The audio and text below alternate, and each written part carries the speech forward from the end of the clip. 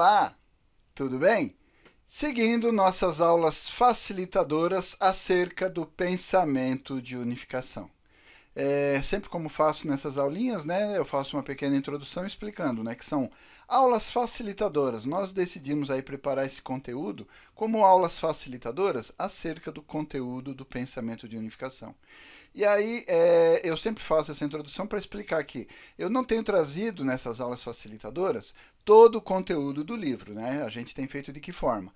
Eu trago trechos do livro, eu vou ali, pego as ideias principais, faço um estudo prévio, trago as ideias principais que, no meu entendimento, a gente discutindo aqui, exemplificando, argumentando, trazendo algumas imagens, alguns esquemas, alguns diagramas, eu pretendo, né, a minha intenção é tornar um pouco mais fácil, né, o seu estudo. Quando você pegar o livro Novas Essências do Pensamento e Unificação, se debruçar sobre ele e se propor a estudar especificamente sobre os temas de cada aula, né, a gente tem feito então dessa forma. Então é sempre importante, eu gosto de enfatizar, frisar, porque eu não tenho trazido todo o conteúdo, até porque é um conteúdo bastante denso, né, bastante texto, e essas aulas ficariam muito maçantes, né, se tornaria uma mera leitura, uma mera repetição de textos, né, uma coisa que você mesmo poderia fazer, talvez com um pouco de dificuldade por causa da linguagem bastante acadêmica do livro, né?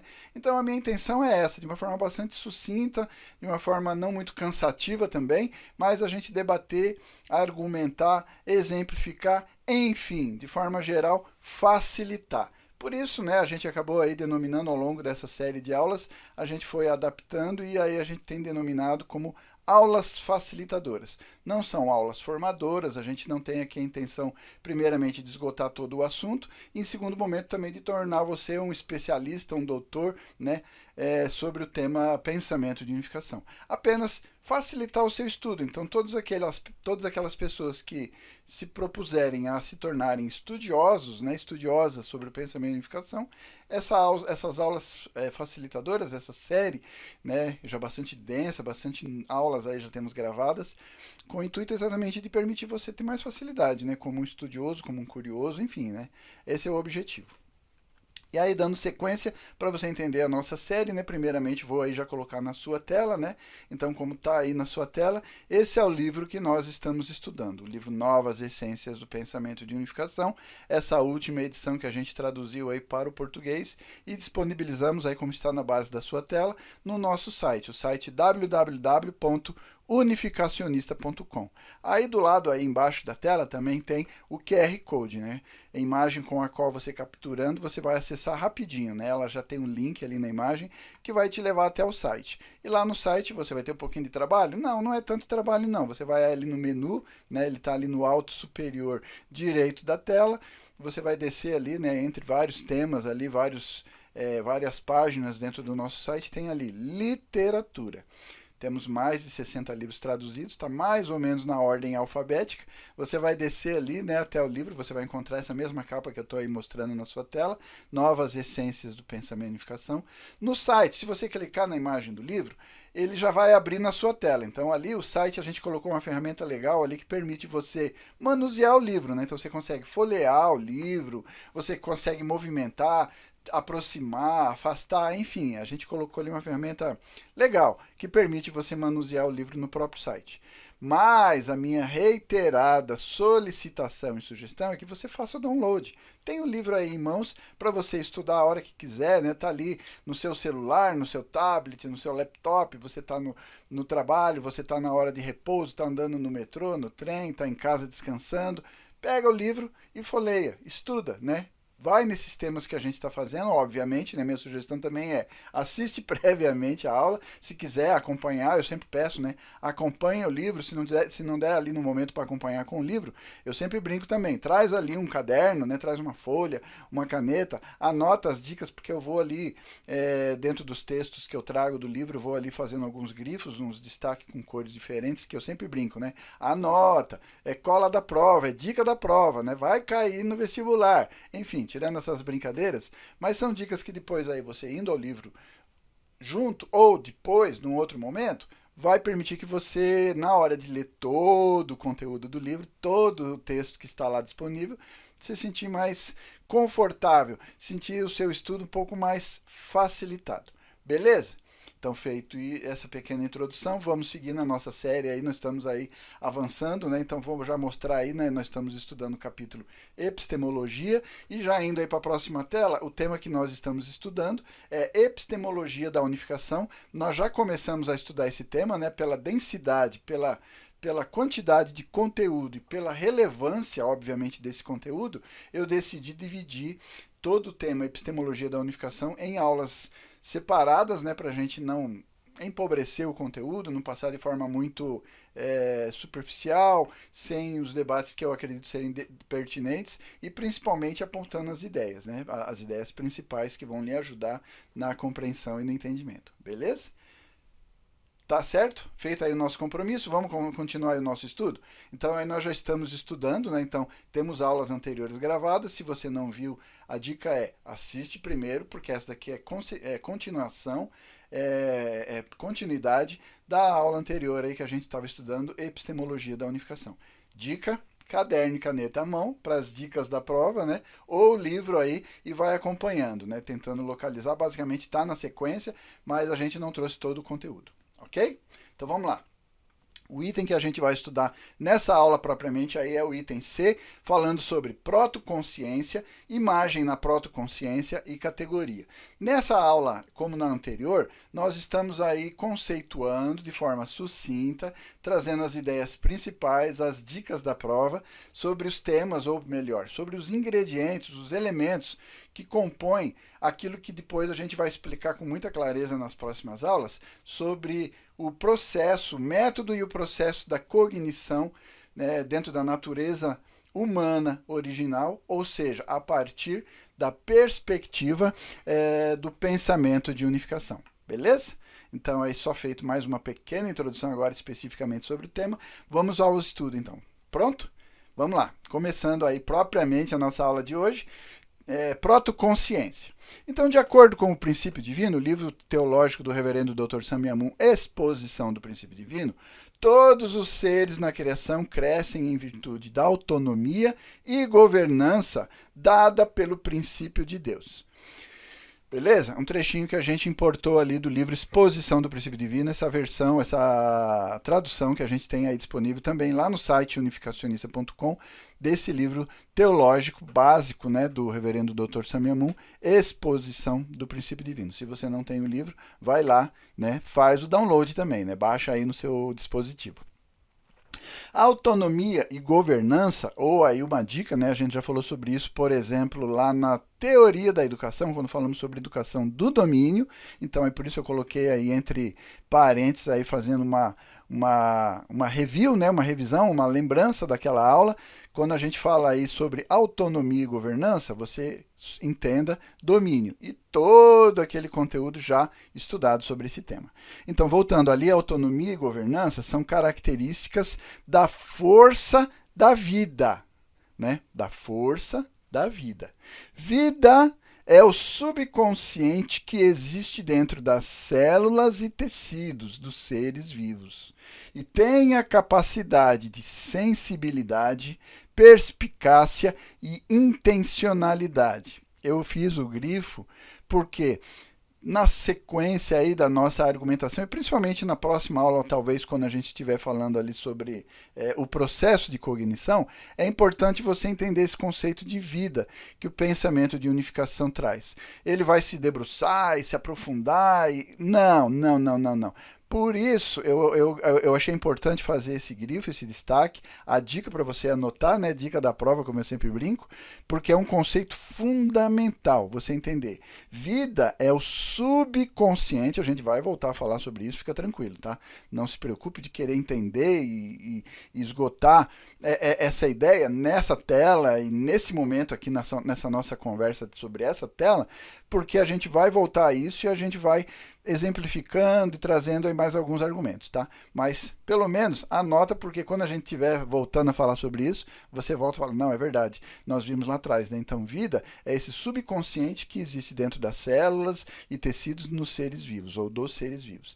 E esse é outro ponto fundamental, essa capacidade. Qual é a capacidade desse subconsciente contido nas células e tecidos dos seres vivos, que a gente está dizendo aí que é vida? Qual é a capacidade? Primeiro, sensibilidade. Segundo, perspicácia. E terceiro, intencionalidade. Nós vamos voltar a isso. Fica tranquilo, tá? Não se desespera, não tenta aí já racionalizar tudo com esse pouquinho de informação que eu dei, que é quase nada, né? A gente vai voltar a isso. Então, sensibilidade, aí vamos começar a dar umas conceituadas aí, né? Vamos dar umas definidas, estabelecer aí algumas ideias que a gente vai melhorar, claro, na sequência. Então, vamos lá. Primeiro, sensibilidade é a capacidade de perceber, de assimilar, de absorver, olha, já estou dando dica do que a gente vai falar na sequência. Então tá, absorver a informação das coisas de forma intuitiva ou intuitivamente, beleza? Perspicácia é a capacidade de manter o estado de percepção. E isso a gente vai observar na tabela taxonômica entre os seres vivos, todos eles, dos mais simples aos mais complexos, né? A gente vai observar que essa perspicácia ela também se manifesta em níveis de complexidade ou de maior desenvolvimento, de maior refinamento. Eu usei em aulas anteriores falando sobre isso, né? A capacidade, então, de manter o estado de percepção. Vai variar de seres para seres? Sim, claro, é notório, né? A ciência fisiológica e biologicamente já observou isso e comprovou isso, né? Então, aqui a gente só está conceituando numa ideia bem sucinta, uma coisa que é muito discutida e confirmada, né? E aí, o terceiro ponto, a intencionalidade. É a força de vontade para manter e atualizar um determinado propósito. E esse também, como as outras duas características aí do aspecto vida, desse subconsciente contido em todas as células e tecidos dos seres vivos, são elementos fundamentais que a gente precisa entender essa manifestação em níveis em cada ser. No mais simples, de forma mais simples também. Nos seres mais complexos, com mais detalhamentos, mais minúcias, né, mais aprimoramento, vamos dizer assim, né, também, da mesma forma, essas características vão se manifestar na mesma proporção, na mesma dimensão. Beleza? Vou esgotar esse assunto aqui agora? Não. Então não se desespere, a gente vai avançar. Então vamos falar agora, protoconsciência aqui, então, significa consciência original. E se refere a essa consciência cósmica que está contida numa célula ou tecido. Todos os seres vivos existentes, desde os mais simples até os mais complexos, possuem essa consciência original, a qual nós denominamos, a qual o pensamento de unificação denomina protoconsciência. A partir da perspectiva da função da mente, a protoconsciência é a mente funcionando em um nível inferior. Portanto, pode-se dizer, olha o grifo, olha o destaque no texto, anota a dica da prova, que é uma função inferior da mente cósmica ou um nível inferior da mente de Deus. Aí você vai ficar pensando, mas espera lá, a mente de Deus tem nível inferior? Essa consciência cósmica, esse elemento subconsciente que a gente define como vida, ela tem uma função inferior. E o que ele está querendo dizer com função inferior? É uma função assim menos valorizada, uma coisa que é sem importância? A primeira palavra que eu já vou fazer você lembrar da tela anterior é subconsciente. A gente tem que perceber que no aspecto consciência, porque nós estamos falando de protoconsciência, que nível de consciência nós estamos nos referindo quando falamos sobre vida, esse elemento subconsciente presente nos seres vivos, desde as células e dos seus tecidos básicos. Percebe? Né? Em que nível a gente está tentando classificar essa protoconsciência? Não no sentido menos importante ou sem valor, ou que teria um valor inferior, né? A palavra inferior, normalmente, infelizmente, a gente dá a ela, muitas vezes, uma conotação bastante pejorativa, né? Enfim, não tenham essa concepção, tá? Inferior, pense assim, menos complexo, com uma função fundamental, mas que talvez não exija, vou dar a dica da prova já, né? Que não exija um grau de consciência tão elevado como um outro processo mais complexo do funcionamento da mente humana, por exemplo, né? Mas enfim, eu já estou dando muita dica, né? Mas vamos comigo aí, não abandona agora não, tá? Vamos seguir aí no estudo. Então, seguindo aí, né? Fiz aí uma exemplificação para dar tempo de você copiar aí a dica da prova, né? Protoconsciência também é vida. Uma vez que a consciência cósmica entra nas células e tecidos, ela se torna individualizada e podemos chamá-la então de protoconsciência ou vida. Ok? Olha os conceitos aí. Depois vai ao livro e aprofunda, leia, pare ali um tempinho, dedique um tempinho aí, né, para estudar, fazer suas reflexões, ter os seus próprios insights, tá? Eu vou aqui só tentar facilitar, tá bom? Não exija muito de mim, por favor. A minha ideia é só facilitar mesmo, não tenho nenhuma pretensão além disso. Então, em outras palavras, vida é essa consciência cósmica que entrou nas células e tecidos. Tal como uma onda elétrica entra em um rádio e produz o som. Assim também a consciência cósmica entra nas células e tecidos e dá vida para eles. Eu já usei esse exemplo do rádio, lembra quando a gente estava falando ali sobre a ciência com a sua capacidade de hoje, de forma laboratorial, criar ou simular de forma sintética ali a formação do DNA e as suas os seus quatro elementos ali, né, básicos, né, na estrutura do DNA, a gente consegue de forma artificial, de forma manual, né, de forma artesanal, vamos dizer assim, criar ou simular essa molécula, né? O DNA, perdão. Né? Mas, e a vida? Lembra que a gente usou o exemplo do rádio lá, falando que o DNA é o rádio, mas a vida propriamente, ela não está no rádio. O rádio não é capaz de produzir esse elemento de forma autônoma. Ele é um elemento que vem de fora, né? E é esse ponto que a gente está ilustrando agora, falando sobre protoconsciência, fazendo essa analogia aí com vida e assim por diante, né? Então, em resumo, de forma sucinta aí, dica da prova, o grifo está aí na tela, né? O destaque no texto, a nota, né, vai cair na prova, é um conceito fundamental, né? Você precisa saber. Em resumo, protoconsciência é vida. E é subconsciente, com sensibilidade, percepção e intencionalidade. Então, é subconsciente. Qual é o grau de consciência? É um nível elevado? É o nível ali, por exemplo, quando a gente estudou lá na imagem original falando sobre Deus, ou mesmo no capítulo 3 falando sobre teoria da natureza humana original, falando do Sunsan interno ali, as faculdades de intelecto, emoção e vontade, buscando respectivamente ali os valores de verdade, bem e beleza, e aí os aspectos Ryunsan, ideias, conceitos, leis e princípios, aí formando o processo de criatividade no ser humano e em Deus também, né? Formando logos, prototipando, criando outras coisas, novos seres, novas existências, enfim. Olha, né, como eu busquei bastante informações que a gente já estudou. Mas de forma sucinta, qual é o nível de consciência desse elemento protoconsciência? É um subnível, é um nível inferior, é um subconsciente. Beleza?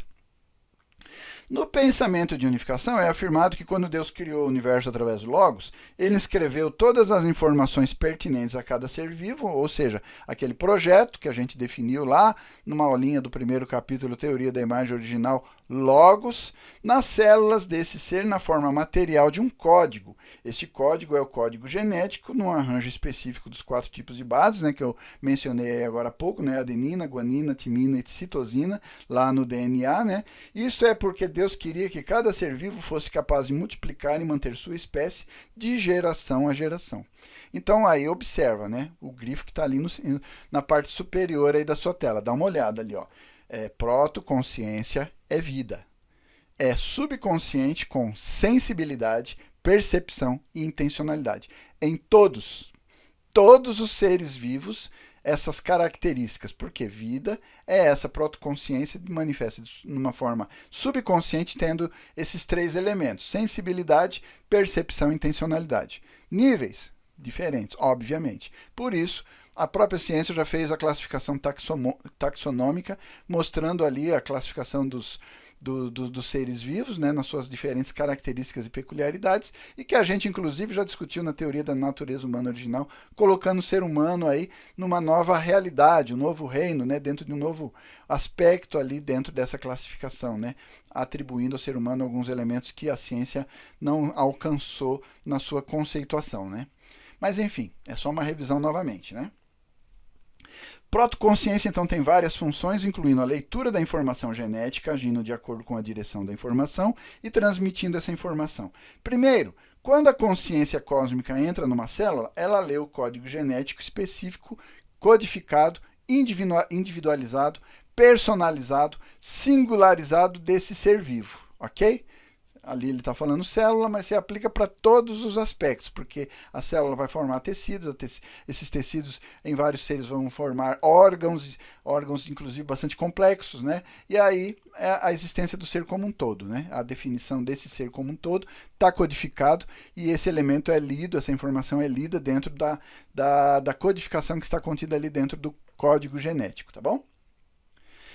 Toda esta informação, aí nós estamos falando sobre a função especificamente da protoconsciência. Então, toda essa informação sobre as células e tecidos está transmitida para os nervos centrais ao longo dos nervos periféricos, né? Ou como a ciência define, os nervos centrípetos, e a protoconsciência que transmite toda esta informação. Todas estas funções estão baseadas na sensibilidade, percepção e intencionalidade da protoconsciência. À medida que a protoconsciência desempenha estas funções ao longo do tempo, a protoimagem e a imagem de relação se desenvolvem e se tornam mais claras. Então aí já começa a aparecer algumas expressões que a gente vai detalhar um pouco mais, tá? Como eu falei, não trouxe todo o conteúdo do livro, eu trouxe as ideias principais, depois vá ao livro e se debruce, tá? Aqui a gente só quer facilitar o seu estudo na sequência. Eu só vou abrir aqui um parênteses, porque quando eu falei ali na tela anterior sobre protoconsciência, esse elemento vida, no nível de subconsciente, a gente tem que observar que no aspecto fisiológico, biológico do corpo humano, por exemplo, vamos pegar o corpo humano especificamente para a gente não estender muito a discussão. Depois você faça também as suas reflexões, tem aí os seus insights. Mas basicamente esse elemento, quando a gente fala de subconsciente, a gente está falando assim, ele sabe qual é o objetivo, qual é o propósito, e ele trabalha de forma quase que inconsciente. Tem um grau de consciência? Tem. Mas você não fica dedicando tempo e pensamento, o processo de pensamento que a gente vai falar mais adiante na próxima aula, por exemplo, creio eu, né, se a gente avançar aqui, a gente vai estar falando sobre esse processo chamado pensamento. A gente não usa o pensamento, por exemplo, para fazer o controle dos batimentos cardíacos. Isso é feito de forma subconsciente ou quase inconsciente. A célula, né, o elemento subconsciente com sensibilidade, percepção e intencionalidade, já trabalha para fazer com que isso ocorra de forma natural. Se você deu uma corrida ali, de repente seu coração acelerou um pouquinho para oxigenar todo o seu corpo através de uma circulação mais rápida, foi você que fez isso de forma intencional? Ah, mas os yogas fazem isso, conseguem. Ok, é um exercício e tal, mas qual é a importância disso no seu dia a dia? Né? Durante o seu trabalho, durante as suas atividades, durante suas rotinas diárias, você conscientemente exerce poder sobre isso? Faz controle sobre isso? E é importante você dedicar o seu processo de pensamento para fazer isso? É importante? Certamente não é, né? Como as outras coisas, como eu poderia mencionar aqui a nossa respiração, a quantidade de vezes que a gente pisca o olho, né, durante o dia, é uma necessidade, é fundamental, a gente precisa fazer essa lubrificação do globo ocular aí para que ele não se resseca, tenha ressecamento, que as bactérias que a gente, com o contato com o ar, pode afetar e causar algum dano, então a gente está sempre tendo esse processo que é subconsciente, quase que inconsciente. Se a gente disser inconsciente, a gente está cometendo uma injustiça, porque na verdade o organismo está trabalhando, atento, cuidando de todos os aspectos. Teu sistema imunológico, meu sistema imunológico, ele funciona sob seu controle? O máximo de controle que a gente consegue fazer é talvez fornecer a ele algumas informações. A gente faz isso, por exemplo, através das vacinas, né? Você vai lá e dá a vacina para a criança, ou mesmo, né, a gente tem que continuar tomando vacina sobre determinados aspectos aí. Por quê? É uma informação que você precisa dar para a protoconsciência contida nas células do seu corpo, especificamente aí falando do sistema imunológico, para que ele se arme de capacidade para, diante de um vírus real, né, no contato de uma contaminação com esse vírus, dessa doença que você se vacinou, o seu sistema imunológico já está apto para atacar. Então está lá, né, as células que trabalham ali, né, para defender o seu organismo, né, os linfócitos principalmente, né, que a gente ativa através desse processo de vacinação, eles vão trabalhar para proteger o seu corpo. Enfim, tá? Eu não vou me estender nessa exemplificação, é uma tentativa muito singela aqui de ajudar você a perceber o que a gente está dizendo quando falamos protoconsciência e a sua função, e definimos ali anteriormente protoconsciência como vida, o subconsciente que possui, né, esses três elementos, sensibilidade, percepção e intencionalidade. Beleza? Feito esse parênteses, vamos fechar ele. Acho que espero, né, ter conseguido contribuir aí com uma exemplificação para lhe ajudar no entendimento. Então é isso, né? A gente já falou aí, trouxe mais alguns conceitos, vamos avançar. Então, a formação agora da imagem na protoconsciência. O subconsciente nos seres vivos, ou seja, a protoconsciência, como eu acabei de exemplificar, aí, dando essa ilustrada ali, né, com esse exemplo aí do sistema imunológico, batimento do coração e etc, etc, possui sensibilidade. Sim, ele não é totalmente insensível. É lógico, tem níveis e o grau de atenção dele, o grau de percepção e o grau de intencionalidade vai estar diretamente ligado com as circunstâncias, no aspecto relacional. Outro parênteses, quando estudamos lá em ontologia, a gente falou isso também sobre Deus, lá na imagem original, falamos também sobre o ser humano, na teoria da natureza humana original, a gente colocou todos os seres existentes, incluindo Deus, nesses dois momentos. Primeiro a gente estudou o ser de forma individual, por exemplo, lá na ontologia a gente chamou ser de verdade individual, e depois a gente coloca ele em relacionamento com os demais seres, e aí a gente define ele como um ser conectado. Então essa analogia que eu fiz agora é observando esses dois momentos também, tá bom? Beleza? Fechei mais um parênteses aqui de revisão.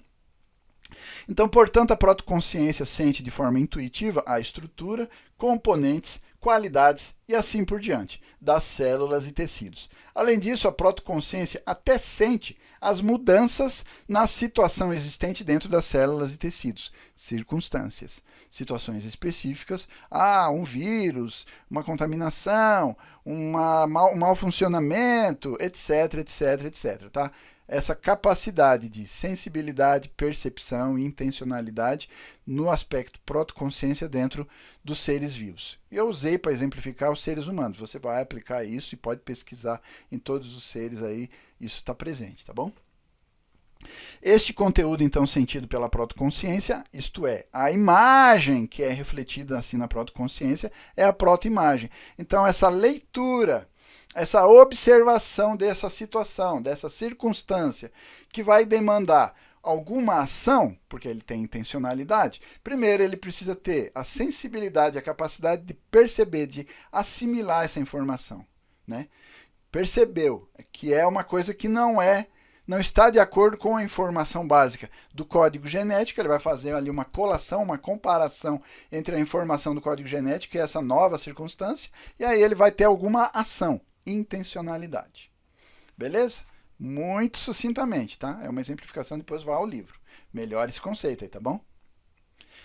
A ideia, então, que uma protoimagem é produzida na protoconsciência pode ser comparada com o fenômeno no qual um objeto material é refletido no espelho, ou com a forma que um objeto material é captado num filme por meio de exposição, sensibilidade, a absorção, a assimilação dessa informação. Essa informação vai ser captada, assimilada, absorvida. Beleza? Então a protoconsciência vai ter aí o próximo passo, percepção, a qual é a capacidade para manter o estado de percepção, ou seja, em outras palavras, continuar a manter a protoimagem, né, original e esse novo cenário. E qual é a ação que eu vou ter? Aí vem o aspecto intencionalidade. Cada célula é composta dessas características. Você faz de forma consciente? A sua célula, sim. Mas o seu grau de consciência sobre esse processo acontecendo agora, aí, dentro do seu corpo, não é tão apurado assim. Se não sou eu aqui falar, te dar essa informação, será que você estava consciente que esse processo está, nesse momento, acontecendo aí no seu corpo? Né? Beleza? Gostou do exemplo? Espero que tenha contribuído. Então, assim, a percepção também pode ser considerada como um tipo de memória, né? Ela vai fazer essa assimilação e vai observar. Basicamente, quando a gente fala sobre sistema imunológico, se você estudar um pouquinho mais aprofundadamente, a gente tem lá o linfócito no nosso sistema imunológico chamado linfócito T, memória. E é exatamente isso. Quando você injeta a vacina, o que você está fazendo? Você está colocando o vírus de uma doença no corpo da pessoa, mas é um vírus enfraquecido que ele não vai causar nenhum sinal, nenhum sintoma da doença. Você não vai ter a doença, porque o seu sistema imunológico vai reconhecer. Como esse vírus está enfraquecido, ele vai fazer os processos que ele vai demandar fazer para combater esse vírus. E tem ali o linfócito chamado memória, que ele vai registrar. Opa, esse vírus é assim, constituído assim, a minha ação foi assim, então a gente bota isso no HD lá, salva lá no arquivo, né? Bota na memória, né? E aí, numa outra circunstância que aparecer aquele vírus de verdade, opa, busca lá, como é que combate ele? Ah, é assim, o ponto fraco dele é esse, pá, entendeu? Então, é uma exemplificaçãozinha muito simplória, muito singela, baseada no aspecto funcional do nosso corpo, o sistema imunológico, que atua desse jeito, né? Então, ele tem memória. E a vacina, por exemplo, né, para ilustrar esse aspecto memória, tem essa função de ativar a memória do nosso sistema. Então, basicamente, a analogia para explicar esse aspecto que ele disse ali, um tipo de memória, né? Então, a forma de existência é refletida na protoconsciência, formando determinada imagem, chamamos isso imagem de relação, ou imagem de forma. Assim, a protoconsciência tem protoimagem e imagem de relação, ou seja, imagem de forma, que juntas chamamos de imagem na protoconsciência. Então, esse conjunto aí que a gente está definindo como imagem na protoconsciência. Agora vamos falar um pouquinho aí sobre formação das formas de pensamento. Aí, extrapolando um pouquinho, chegando no nível do ser humano propriamente, para dar uma ilustrada, porque o aspecto epistemologia necessariamente é o processo de cognição no nível da mente humana, né? Então, como já explicado, o conteúdo possuído pelo sujeito de cognição, no caso, ser humano, como eu ilustrei aí já no início, inclui conteúdo material, ou seja, o aspecto Ryun-san dos seres existentes, e o conteúdo mental, o conteúdo Sun-san. O conteúdo material é o mesmo que os atributos dos objetos, aquelas coisas que você vai observar. E o conteúdo mental é a protoimagem já estabelecida dentro do ser humano, por exemplo. O conteúdo material está relacionado com o conteúdo mental, com o seu elemento correspondente. Vamos avançar aí. A forma de existência de todas as coisas é o mesmo como a forma de existência do corpo humano, o qual está refletindo ou se reflete na protoconsciência, formando assim a forma mental, ou seja, a imagem de relação. Então, a maioria das características dos seres existentes, nós já possuímos, já está contida essa protoimagem, né? Essa imagem mental em cada um de nós. Nós temos consciência, né, dos elementos e das estruturas dos elementos, né? Então, a gente tem essa circunstância que vai, num processo de colação, depois de ter o aspecto da percepção, né, a sensibilidade primeiro, depois a percepção, a gente vai ter a racionalização disso, que seria o processo intencional. Beleza? A forma mental é a forma de pensamento. Isto é, a origem da forma de pensamento é a forma de existência. Assim, o elemento correspondente da forma de pensamento é a forma de existência. Então, vamos melhorar esse conceito aí, né? É um conceitozinho que eu não podia deixar de trazer, porque depois as discussões a gente vai fazer em cima disso daí. As imagens de relação na protoconsciência são transmitidas a partir dos nervos periféricos para os centros nervosos inferiores como bytes de informação e se juntam no centro superior, o centro córtex. Né? Trouxe até uma imagem para mostrar aí dentro do cérebro, dentro do seu cérebro, dentro do nosso cérebro, em que parte aí a gente está falando quando falamos dessa região córtex do nosso cérebro.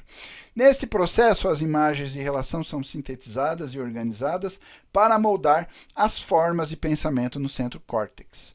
Portanto, formas de pensamento passam a existir como formas mentais, correspondendo às formas de existência no mundo externo. Olha a dica, olha o grifo, dica da prova, anota aí no seu caderninho ou depois vá ao livro e leia com calma, leia com dedicação, com tempo. Quando nos engajamos em pensamento, estas formas de pensamento funcionam como a estrutura que o nosso pensamento segue. Ele segue um processo. E esse processo, Eu vou detalhar um pouquinho mais adiante quais são os elementos que vão reger. Mas, basicamente, é tudo aquilo que a gente já discutiu. Qual é a estrutura em Deus? Como é que funciona em Deus? Lembra quando nós falamos sobre Sunsan interno e Ryunsan interno em Deus? E depois falamos também, lá no capítulo 3, sobre o ser humano, teoria da natureza humana original. Intelecto, emoção e vontade, buscando os valores de verdade, bem e beleza, processando isso através de ideias, conceitos, leis e princípios. Lembra? Né? Tem ali o quê? Posições de sujeito e objeto. Tem ali ativo e subordinado, né? Elemento predominante e subordinado. Tem ali um relacionamento que nós definimos como dar e receber. E toda uma conceituação a gente fez sobre esse aspecto, essa característica, essa ação denominada dar e receber. Depois falamos sobre a necessidade de um propósito comum sobre essas características duais, Sunsan interno e Ryunsan interno. Aí colocamos propósito. Por isso, inevitavelmente ia ter um resultado. E aí já definimos uma base de 4 posições. E aí falamos sobre base de 4 posições mantenedora de identidade interna e externa, falamos sobre base de 4 posições desenvolvedora interna e externa. Aí, inevitavelmente, tivemos que falar também sobre ação, origem, divisão e união, né? Lembra disso? Bastante conteúdo, hein? São algumas aulas aí que a gente gastou, ou investiu, ou despendeu para trabalhar esses conteúdos, né? Então, percebe no que nós estamos falando aí nesse processo de pensamento? Nós vamos detalhar um pouco melhor isso na próxima aula, tá? Mas é importante você já perceber que é um processo que vai funcionar basicamente em cima dessas leis, desses princípios que a gente já construiu no primeiro capítulo e a gente deu uma aprimorada ali, aplicando no ser humano, na teoria da natureza humana original. Então, isto é, o pensamento é conduzido de acordo com as formas de pensamento. Em outras palavras, as formas de pensamento guiam, restringem ou limitam o nosso pensamento. Por quê? Porque tem regras. Porque existem leis, porque existem princípios norteadores que vão nutrir, vão prover as condições para que esse processo ocorra, ok? Então, formas de existência e formas de pensamento, sendo que o elemento correspondente com a forma de pensamento é a forma de existência. A fim de entendermos a forma de pensamento, devemos primeiramente entender a forma de existência. Entendeu? Vamos, né, por partes, como diz, né? A fim de que as coisas existam, seres individuais ou os elementos devem estar relacionados uns com os outros. Onde a forma de relação é a forma de existência. Nós estudamos, um parênteses aqui, desculpa, eu vou abrindo parênteses e às vezes eu nem referencio isso, você fica perdido ali, né? Desculpa aí. Então, abrindo parênteses. Quando nós estudamos lá no segundo capítulo, Ontologia, tem uma aula muito importante, eu gostaria de referenciar, e quando você puder, volte a ela, né? Quando a gente fala ali sobre o aspecto do ser conectado, a gente fala modo de existência. Lembra disso? É fundamental, porque o que a gente vai estar falando aqui agora e na próxima aula está totalmente ligado aos argumentos, aos princípios, aos métodos, ao processo que a gente conceituou e elaborou naquela aula. E se não tiver suficiente na aula, o livro, tá? Não tenha nenhum pudor aí de recorrer ao livro, né? O nosso guia mestre aí, o nosso texto básico a partir do qual nós estamos seguindo nossos estudos. Mas, enfim, fechei o parênteses, vamos avançar, desculpa. A partir da perspectiva, então, do pensamento de unificação, há 10 formas básicas de existência como segue. E eu vou só elencar. Já discutimos e fica a dica. Volta àquela aula. Então, basicamente, primeira forma, existência e força. A existência de cada ser está sempre acompanhada pela operação de força. Não há nenhuma força apartada da existência e nenhuma existência apartada da força. Isso é porque a força primária, a partir de Deus, faz todas as coisas existirem exercendo poder sobre elas. Segundo, Sunsan e Ryunsan. Todo ser consiste de um aspecto funcional interno invisível e uma estrutura e forma externa invisível com massa. Terceiro, Yang e Yin. Estão em funcionamento em ambos espaço e tempo. Beleza é manifestada através desta harmonia entre os elementos Yang e Yin de todos os seres. A quarta forma é sujeito e objeto. Todo ser existe através da execução da ação dar e receber entre elementos correlativos em si mesmo e entre ele e outro ser no relacionamento de sujeito e objeto.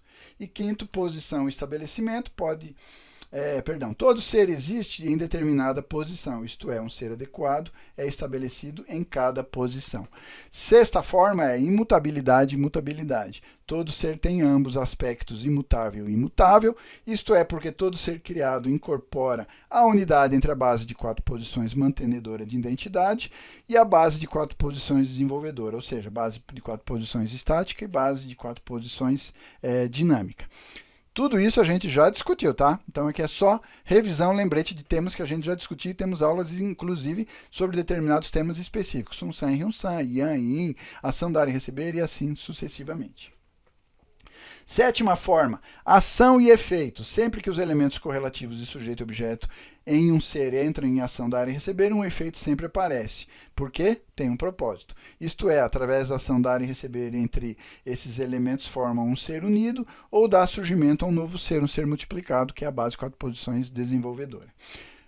Oitava forma é tempo e espaço. Todo ser é um ser temporal espacial existindo no tempo e espaço. Isso é porque existir e formar uma base de 4 posições, uma base no espaço, e se engajar na ação, origem, divisão, união, uma ação no tempo. Lembra? A gente falou bastante sobre isso. Dica, não lembra? Ação, origem, divisão e união. Expliquei bem que a ação dar e receber na base de 4 posições vai criar o elemento espacial, e a ação, origem, divisão, união, que é a mesma estrutura, só que agora ela está trabalhando, ou atuando, ou funcionando na definição do aspecto temporal. Fechei o parênteses de novo, né? 9. Nona forma, número e princípio. Todo ser é um ser matemático, ao mesmo tempo um ser governado por leis. Em outras palavras, em cada ser, números estão sempre unidos com as leis ou princípios. E 10ª forma, finito e infinito. Todo ser tem um aspecto de ser finito, enquanto ao mesmo tempo possui um aspecto do ser infinito. Todo ser é um ser momentâneo e ao mesmo tempo se perpetua realizando um movimento circular. Beleza? Só elenquei porque são temas todos eles já discutidos detalhadamente aí. Estas são as 10 formas mais básicas da existência e estão estabelecidas sobre a base de 4 posições, ação dar e receber e ação origem, divisão, união.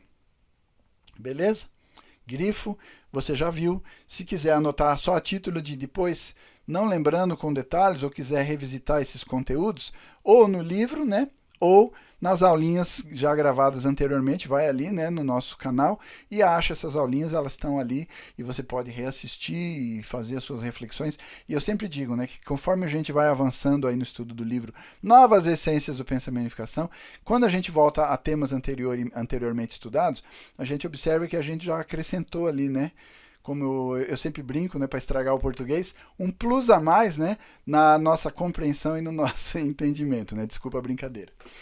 Mas então, seguindo ali, essas são as formas de existência de todas as coisas, as quais são os objetos de cognição, e ao mesmo tempo são as formas de existência dos componentes do corpo físico do ser humano, que é o sujeito de cognição.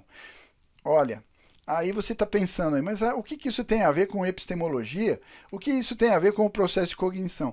Eu fiz questão aí de botar um destaque aí no texto, né, um grifo, para você observar que a gente vai começar a fazer a amarração de todas essas ideias que a gente está conceituando de forma departamentalizada, de forma separadinha.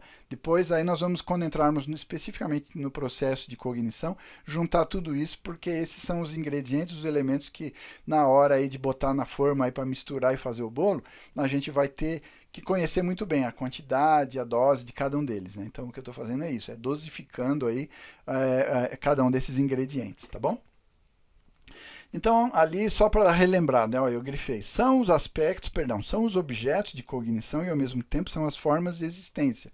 Eu falei dos aspectos forma de existência, essas 10 formas, né, básicas que a gente elencou, e que também vão ser os elementos, olha as dicas que eu estou dando, né, dica da prova, essa daí, não tem como não acertar, não gabaritar essa prova, né, não fazer ela 100%, porque, ó, os objetos de cognição também são, ao mesmo tempo, as formas de existência. Então, se você olhar essas duas telas anteriores que eu acabei de passar aí, elencando essas 10 formas de existência básicas aí que a gente já estudou, você já está começando a construir o processo de cognição. E é isso que a gente está fazendo aqui, tá bom? Dica fundamental, hein? Vai gabaritar na prova, né? Com certeza. Então vamos lá. As formas mentais correspondentes a essas formas de existência são as formas de pensamento. Olha, outra dica da prova. As formas mentais correspondentes a essas formas de existência são as formas de pensamento. Como o seu pensamento funciona?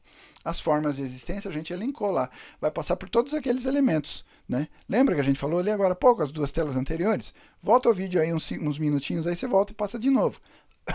Aí você vai ver, são essas as formas. Fez isso? Então, estas, aí eu posso afirmar agora, se você viu de novo. Estas são as formas de pensamento, estas formas mentais que a gente está construindo, né, que definem os objetos de cognição, serão as formas de pensamento, essas mesmas que a gente elencou ali. Então, aí de uma forma resumida, né, se você não voltou os minutinhos que eu pedi, tá ali, ó. Existência e forma, Sun-san e Hyun-san, Yang e Yin, sujeito, objeto, posição, estabelecimento, imutabilidade, ação e efeito, tempo, espaço, número e princípio, infinito e infinito. São as formas de pensamento, tais quais as formas de existência que a gente mencionou ali anteriormente. As formas de existência são formas de relação materiais, enquanto as formas de pensamento mental são conceitos básicos, os quais são as formas de relacionamento entre ideias. A gente vai tratar isso com calma, fica tranquilo, tá? Então vamos ali. Ação, dar e receber, né? Agora falando sobre método de cognição. De uma forma sucinta. Vou esgotar esse tema? Não. Mas o livro está lá. Peço, por favor, depois se debruce sobre ele. Trouxe as ideias básicas só para revisitar coisas que a gente já discutiu. Então, o primeiro ponto aí dentro do método de cognição é ação, dar e receber. No Princípio Divino, lá no livro teológico, Exposição do Princípio Divino do Reverendo Dr. Sammy Amun, é afirmado que quando o elemento, sujeito, objeto de uma entidade, de um ser existente, de uma existência, estão engajados em ação, dar e receber, formando uma base comum, um propósito comum, esta ação gera todas as forças que esta existência precisa para existir, multiplicar e agir.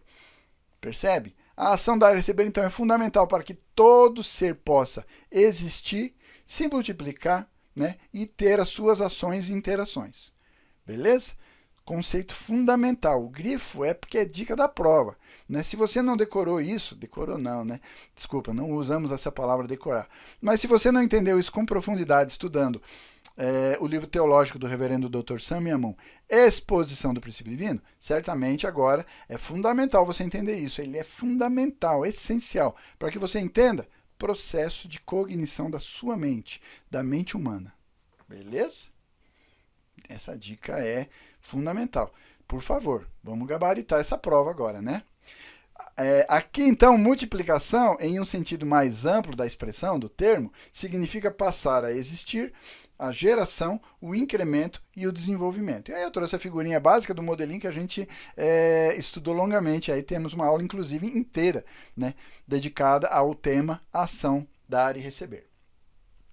Então, ação significa movimento, mudança, reação e assim por diante. Sendo que cognição, tema essencial do tema epistemologia, do capítulo da teoria da epistemologia, significa basicamente aquisição ou incremento de conhecimento, de informação. Então, ela pode ser incluída no conceito de multiplicação, né? O processo de multiplicação em epistemologia, nesse processo de cognição, porque nós estamos falando do método de cognição, e na próxima aula vamos falar sobre o processo de cognição, então aí ele é uma ação, e ação no sentido multiplicação propriamente, né? Através, então, dessa regra básica, dar e receber. Deste modo, a proposição pode ser estabelecida que cognição ocorre através da ação dar e receber entre sujeito e objeto. Sujeito na cognição se refere a uma pessoa com determinadas condições, ou seja, um interesse no objeto e protótipos adequados. Parênteses aqui, deixa eu avisar quando abrir um parênteses. Nós falamos também sobre essas características do sujeito, né? Longamente, por exemplo, acho que de uma forma melhor, eu estudaria ali no terceiro capítulo, Teoria da Natureza Humana Original, quando a gente fala sobre atributos, qualificações, os pré-requisitos para que uma entidade seja reconhecida, identificada como uma entidade do tipo sujeito. Beleza?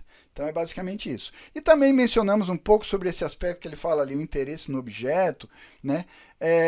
Ali, por exemplo, na teoria da arte, quando estudamos nas aulas anteriores a teoria da arte, especificamente quando a gente fala ali sobre criação e apreciação, aula fundamental. Eu sugeriria, né, se você tiver um pouco sem tempo, avança e já entra na parte de apreciação, que é mais ou menos ali o que ele está falando, o interesse no objeto. Essa é uma das pré-condições para se definir essa entidade, esse ser, o ser humano, no caso nosso aqui, como sujeito. Beleza?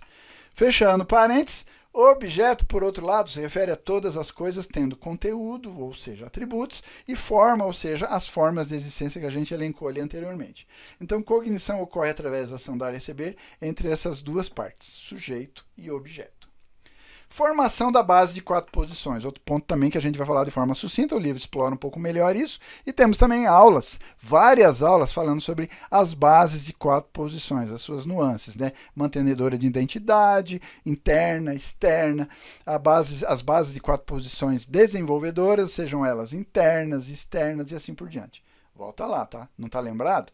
Ou então, mesmo que lembre, mas agora, com esses conteúdos todos que a gente construiu, se você tiver um tempinho, depois aí entre essa aula e a próxima, revisita aquela aula lá e assiste só para você rememorar e também perceber o quanto de informações a gente agregou e que você passa a ter agora uma nova percepção mais aprofundada daqueles conteúdos estudados de forma sucinta lá também. Mas enfim... Então, a ação dar e receber entre sujeito e objeto sempre ocorre centrando num propósito, elemento fundamental, né?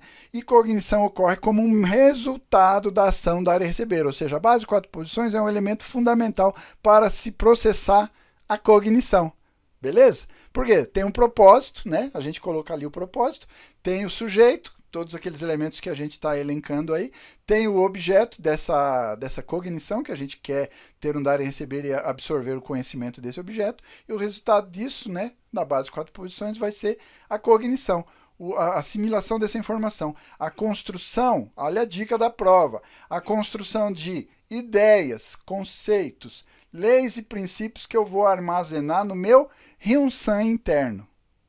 Beleza?